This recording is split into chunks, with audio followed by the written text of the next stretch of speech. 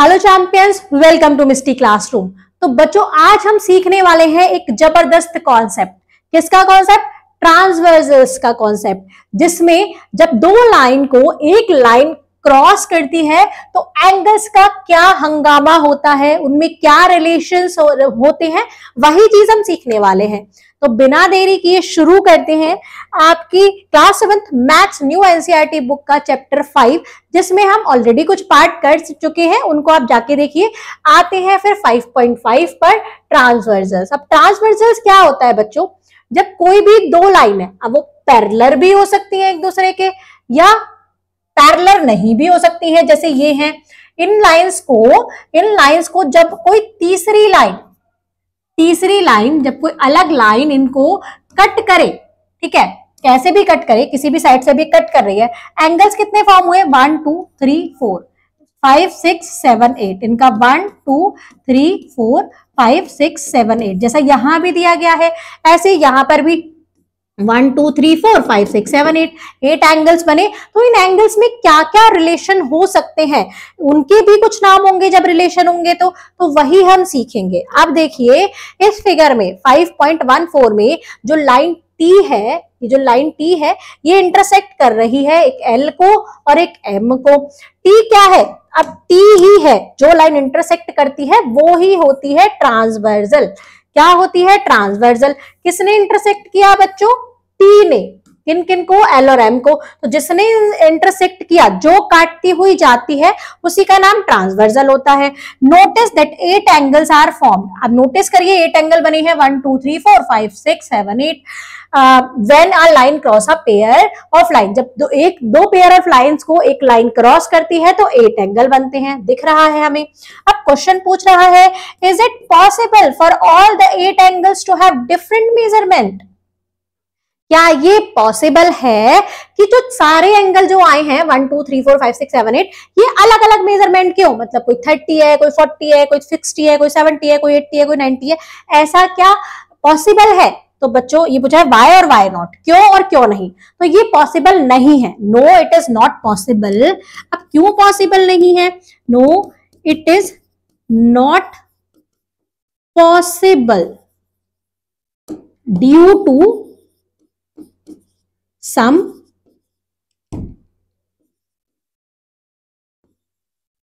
geometrical concepts। Geometrical के कुछ concept हैं बच्चों, उनकी वजह से ये पॉसिबल नहीं है कि ये 8 के 8 एंगल्स इक्वल हो, मतलब सॉरी डिफरेंट हो, अलग अलग हो, ये पॉसिबल नहीं है। और वो जो कॉन्सेप्ट है वो क्या है, वो हम आगे समझेंगे। एक साथ तो बहुत ज्यादा समझ में नहीं आता, तो धीरे धीरे करके हम समझते जाते हैं कि हमें पता चल गया कि 8 एंगल डिफरेंट नहीं हो सकते। क्यों नहीं हो सकते वो भी देखेंगे। अगला पूछा है, व्हाट अबाउट 5 डिफरेंट एंगल्स? क्या 5 डिफरेंट एंगल? 6 5 4 3 2 6 5 4 3 2, ये इनके बारे में क्या ख्याल है? क्या ये अलग अलग हो सकते हैं? तो अब बच्चों ये भी नहीं हो सकते। अब क्यों नहीं हो सकते? एक छोटी सी चीज मैं आपको बताती हूँ, ये क्यों नहीं हो सकते। नो,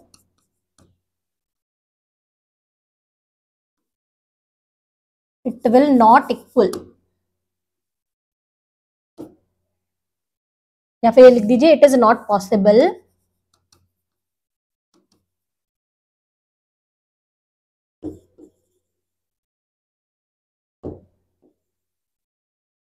ये पॉसिबल नहीं है कि ये भी अलग अलग हों। अब क्यों नहीं है? सिर्फ 4 एंगल्स नए नए अलग अलग बनते हैं, 4 एंगल्स डिफरेंट एंगल बन सकते हैं, 4 एंगल्स। मैंने क्यों बोला 4 एंगल्स? तो थोड़ा आप भी सोच में पड़ गए हो। यहाँ 5 एंगल्स के बारे में बोला है, अगर 5 एंगल्स के बारे में, तो ये भी पॉसिबल नहीं है कि ये अलग अलग बैठेंगे, इनमें से कोई से 2 सेम होंगे, सिर्फ 4 अलग अलग बन सकते हैं। अब हम ये मैं बात आपको बताई जा रही हूँ, तो इसका रीजन भी बता देते हैं क्यों होता है। In figure 5.14 angle 1 3 are vertically opposite. अब देखिए दो टर्म यूज हुई, एक वर्टिकली अपोजिट एंगल, और दूसरी टर्म यूज करी है they are equal, and there are other pairs of vertically opposite angle we can see that there is a total 4 pair of vertically opposite angle and in the each pair the angle are equal to each other. अब देखिए vertically opposite angle कौन कौन से होते हैं, ये angle 1 और ये इसके अपोजिट है, वर्टिकली अपोजिट है, 1 और 3 आपस में वर्टिकली अपोजिट है, ठीक है। 4 और 2 आपस में वर्टिकली अपोजिट है, 5 और 7 आपस में वर्टिकली अपोजिट है, 8 और 6 आपस में वर्टिकली अपोजिट है, ठीक है। तो जो वर्टिकली अपोजिट एंगल होते हैं ना बच्चों, वो सेम होते हैं, इक्वल होते हैं। अगर ये 60 है तो ये भी 60 होगा, ठीक है। अगर ये जितना है वो ये सामने वाला भी वर्टिकली अपोजिट एंगल भी उतना ही होगा, जितना 5 है उतना ही 7 होगा, जितना 6 है उतना ही 8 होगा, ठीक है। तो अब जब 1 एंगल बराबर है 3 के, 2 एंगल बराबर है 4 के, 5 एंगल बराबर है, एंगल 5 एंगल 7 के बराबर है, एंगल 6 एंगल 8 के बराबर है, तो कितने एंगल बनेंगे, सिर्फ 4 ही तो एंगल बनेंगे, 4 ही तो अलग अलग एंगल बन सकते हैं, जितने ये 4 होंगे उतनी ही सेम ये भी होंगे। तो इसलिए मैंने आपको बताया था कि 4 डिफरेंट एंगल तो बन सकते हैं, लेकिन उससे ज्यादा नहीं बन सकते, तो 5 भी पॉसिबल नहीं है। क्यों पॉसिबल नहीं है, क्योंकि ये एंगल्स आपस में वर्टिकली अपोजिट हैं, और वर्टिकली अपोजिट का मतलब होता है बच्चों कि ये सेम है, आपस में सेम मेजरमेंट के होंगे। वही चीज यहाँ पे लिखी है, thus when a transversal insect 2 lines, जब एक ट्रांसवर्सल इंसेक्ट करती है 2 लाइंस को, it forms 8 angle with a maximum of 4 distinct angle measurement. तो टोटल तो 8 एंगल बनते हैं, टोटल तो 8 बन रहे थे, लेकिन 4 ही डिफरेंट अलग अलग मेजरमेंट के होंगे, क्योंकि 4 जितने होंगे वो 4 उसके बराबर ही होंगे, तो 4 ही तरीके के अलग अलग एंगल बन सकते हैं। किस वजह से, क्योंकि वर्टिकली अपोजिट एंगल्स की वजह से। अब हम सीखेंगे करस्पॉन्डिंग एंगल्स के बारे में। वर्टिकली अपोजिट तो हमने सीख लिया कि एक दूसरे के अपोजिट है तो वो वर्टिकली अपोजिट हो गए। करस्पॉन्डिंग एंगल्स क्या होते हैं?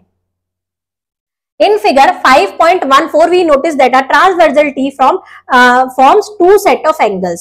अब हमने इसमें देखा, उसी फिगर में देखा था कि जो T है वो 2 सेट ऑफ एंगल्स बना रही है, one with line L and other with line M। एक तो L के साथ बनाए और एक M के साथ बनाए।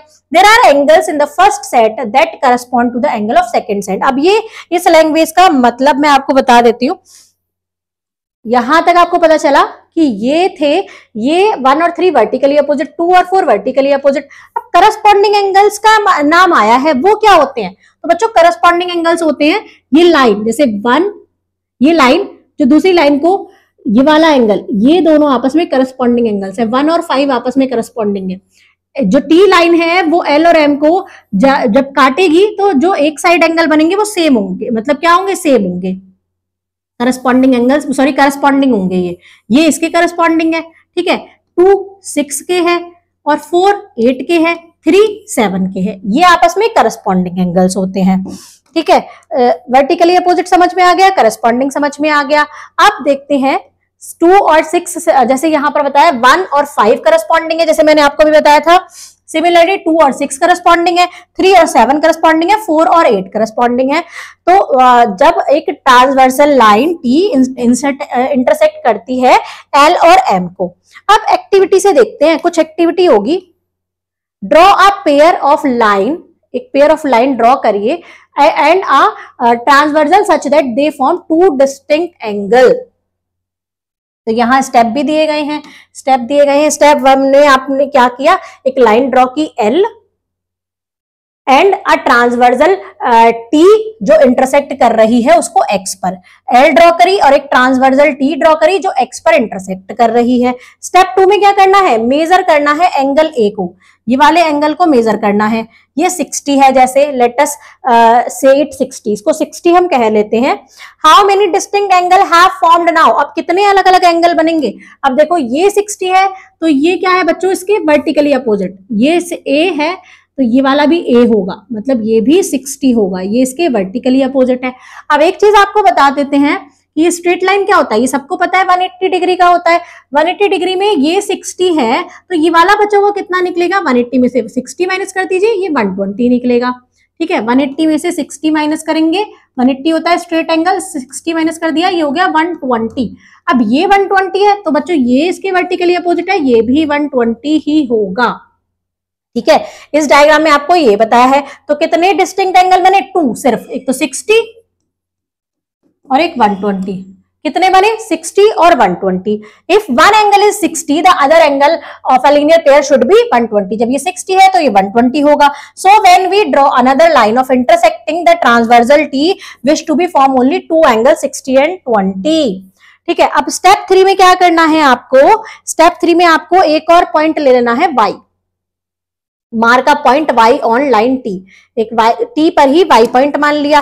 अब क्या करना है, draw a line m through point v, y से होती हुई एक m लाइन ड्रॉ करनी है that form a 60 degree angle on line t, जो वो भी 60 डिग्री का एंगल बनाए, मतलब t पर वो भी 60 डिग्री का एंगल बनाए, ऐसी ही एक लाइन ड्रॉ करनी है m।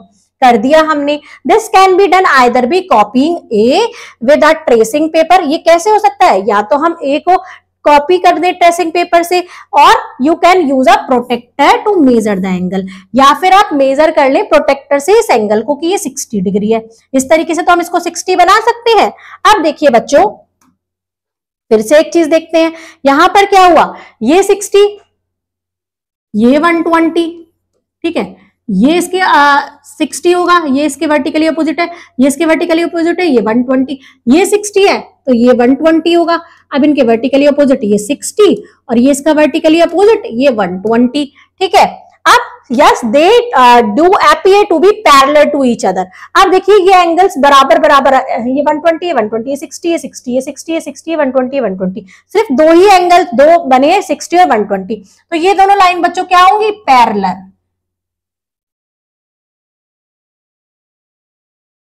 पैरेलल लाइन होंगी ये L और M। एंगल A और B आर करस्पॉन्डिंग एंगल्स। अब यहां पर A और B दोनों करस्पॉन्डिंग एंगल्स है ना, A B करस्पॉन्डिंग है, यहां पर जो एंगल होगा वो इसके करस्पॉन्डिंग है, ये वाला एंगल इसके, ये वाला एंगल इसके। formed by the transversal T line M और N, these corresponding angle are equal to each other। अब जब दो पैरेलल लाइन है, ये दोनों एंगल्स इक्वल है, ये 60 है ये 60 है, तो करस्पॉन्डिंग एंगल्स भी इक्वल आ गए। वो किस कंडीशन में आए, जब ये दोनों लाइन पैरेलल हो गई, जब ये दोनों एंगल बराबर आए तो ये दोनों लाइन क्या हो गई थी, पैरेलल हो गई थी। अगर ये लाइन पैरेलल दी गई होंगी तो ये दोनों एंगल बराबर आएंगे। तो इन दोनों चीज को ध्यान रखना, जब एंगल बराबर होंगे, करस्पॉन्डिंग एंगल्स बराबर होंगे तो लाइंस पैरेलल होंगी। अगर हमें करस्पॉन्डिंग एंगल्स बराबर दिए गए तो हम कह सकते हैं लाइन पैरेलल है। अगर लाइन पैरेलल दी गई होंगी तो हम कह सकते हैं इनके करस्पॉन्डिंग एंगल इक्वल हैं। When the corresponding angle form are transversal on a pair of line are equal, जब एंगल इक्वल होंगे, then the pair of lines are parallel to each other, तो लाइंस क्या होंगी, दोनों एक दूसरे के पैरेलल होंगी, जो मैंने अभी आपको समझाया था। Suppose we have a transversal intersecting two parallel lines, suppose करिए कि हमारे पास एक ट्रांसवर्सल है जो इंटरसेक्ट कर रही है टू पैरेलल लाइंस को, अभी जो मैंने आपको बताया था। तो क्या होगा, What can be said about the corresponding angles, तो क्या करेंगे, then corresponding angle जब पैरेलल दी गई होंगी तो corresponding angles इक्वल होंगे, then corresponding angles are equal, corresponding angles equal होंगे जब पैरेलल दी गई होंगी। जब करस्पॉन्डिंग एंगल्स इक्वल दिए गए होंगे तो वो लाइंस पैरेलल होंगी। एक एक्टिविटी और है, इसे और कर लेते हैं। फिगर दी गई है 5.19 में, यहाँ पर पेयर दी गई है, मतलब ये L और M दोनों पैरेलल दी गई हैं, एरो बन रहा है, मतलब तो ये दोनों पैरेलल हैं। What is the notation used in the figure to indicate they are parallel? जो नोटेशन यूज करी गई है ना बच्चों, इसका मतलब है ये पैरेलल है, जो हमने आपको प्रीवियस वीडियो में सिखा दिया है। लाइन T जो है वो ट्रांसवर्सल है, जो A और B दो एंगल बना रही है, करस्पॉन्डिंग एंगल। तो आपको एक ट्रेस करना है ट्रेसिंग पेपर से A को उस पर on it. Now place this tracing paper over the B, अब उस ट्रेस पेपर को B पर रखना है। See if the angle align exactly, अब ये एंगल अलाइन करेंगे, एग्जैक्टली सेम होंगे, you will observe that the angle match, आप देखेंगे कि ये दोनों एंगल मैच कर जाएंगे। या तो आप प्रोटेक्टर की हेल्प से कर सकते हैं, इन दोनों को मेजर करिए, A को मेजर करिए, B को, ये दोनों सेम आएंगे, ये 60 आएगा तो ये भी 60 आएगा। तो आप जब दोनों लाइन पैरेलल दी हैं तो हमें करस्पॉन्डिंग एंगल्स क्या मिलेंगे, इक्वल मिलेंगे। ठीक है, check the other corresponding angle in the figure using the protractor. ये वाला इससे मेजर करिए, ये 120 निकलेगा अगर ये 60 है तो ये भी 120 निकलेगा। प्रोटेक्टर से करते जाइए, ये 60 निकलेगा तो ये भी 60 निकलेगा, ये 120 निकलेगा तो ये भी 120 निकलेगा। एक चीज और पता चल गई हमें कि जब दो पैरेलल लाइंस को एक ट्रांसवर्सल लाइन इंटरसेक्ट करती है बच्चों, तो करस्पॉन्डिंग एंगल्स भी इक्वल होते हैं। वर्टिकली अपोजिट तो इक्वल होते हैं हर कंडीशन में, लेकिन करस्पॉन्डिंग इक्वल कब होंगे? जब दो लाइन पैरेलल होंगी और उनको एक ट्रांसवर्सल लाइन क्या करे? इंटरसेक्ट करे। Corresponding angles formed by a transversal intersecting a pair of parallel lines are always equal to each other. ये हम आपको अभी बता चुके हैं। अब देखिए फिगर 5.20 पर एक ट्रांसवर्सल लाइन ड्रॉ करनी है, लाइन और एल और एम के साथ, ये पैरेलल नहीं है। One pair of corresponding line is equal. You can measure the angles with a protractor. आप मेजर करिएगा एंगल प्रोटेक्टर से। इसको क्या करना है? एक ट्रांसवर्सल लाइन से इसको ऐसे कट कर देना है, इसको टी नाम दे दीजिए। अब ये आपको एंगल मेजर करने हैं, ये कितने कितने निकलेंगे, किससे करेंगे? प्रोटेक्टर से। तो आप जिस तरीके से लाइन बनाएंगे उसको प्रोटेक्टर से आप मेजर करते जाएंगे और यहाँ पर मेजरमेंट लिखते जाएंगे। Are you finding it hard to draw transversal such that the corresponding angles are equal? इसमें आप देखिए ये पैरेलल नहीं है तो अब हम इन एंगल्स को इक्वल नहीं बना सकते, ये एंगल इसके इक्वल नहीं आएगा। ये यही चीज कह रहा है। ये अगर 60 आ रहा है तो ये उससे थोड़ा ज्यादा होगा, ये 80 हो सकता है। तो करस्पॉन्डिंग एंगल इक्वल नहीं, जैसे ये कह रहा है are you finding it hard, हमें हार्ड हुआ फाइंड करने में कि एक ट्रांसवर्सल लाइन जो कि जिसके करस्पॉन्डिंग एंगल्स इक्वल बने, नहीं बन सकते क्योंकि ये पैरेलल नहीं है। तो पैरेलल होंगी तभी करस्पॉन्डिंग एंगल्स इक्वल होंगे। When a pair of line are not parallel to each other, जब ये दोनों आपस में पैरेलल नहीं होंगी, the corresponding angles formed by a transversal can never be equal to each other। तो जो corresponding angles बनेंगे वो कभी भी इक्वल नहीं हो सकते। क्या कंडीशन है? एक ही कंडीशन है कि उन दोनों को पैरेलल होना जरूरी है, तभी उनके corresponding angles इक्वल होंगे। तो ये छोटी सी बात है, इसका अपोजिट करके यहाँ पर बता दिया गया है। अब हम सीखेंगे पैरेलल लाइंस ड्रॉ करना। कैसे हम पैरेलल लाइन ड्रॉ कर सकते हैं? तो आपको क्या करना है, ये सब यहाँ पर स्टेप लिखे गए हैं। आपको एक स्ट्रेट लाइन ड्रॉ करनी है स्केल की हेल्प से, ऐसे ड्रॉ कर लेंगे स्केल से। अब उस स्केल को ऐसे ही रहने देंगे। एक क्या करेंगे, सेट स्क्वायर पे सेट करेंगे और एक लाइन ड्रॉ कर देंगे, ठीक है। अब उस सेट स्क्वायर को थोड़ा सा नीचे खिसकाएंगे, स्केल ऐसे ही रहने देंगे। फिर यहाँ पर थोड़ा सा नीचे खिसकेगा तो यहाँ पर एक पैरेलल लाइन, जैसे ये दोनों पैरेलल लाइन, तो ये इसके पैरेलल लाइन, मतलब ये इसके क्या है, ये इसके परपेंडिकुलर भी है क्योंकि ये 90 डिग्री का एंगल ड्रॉ कर रही है, परपेंडिकुलर है और ये दोनों आपस में पैरेलल हैं। आप देखिए since we use a set square, जैसे हमने सेट स्क्वायर यूज किया, द एंगल मेजर 90, तो एंगल क्या होगा? 90 होगा।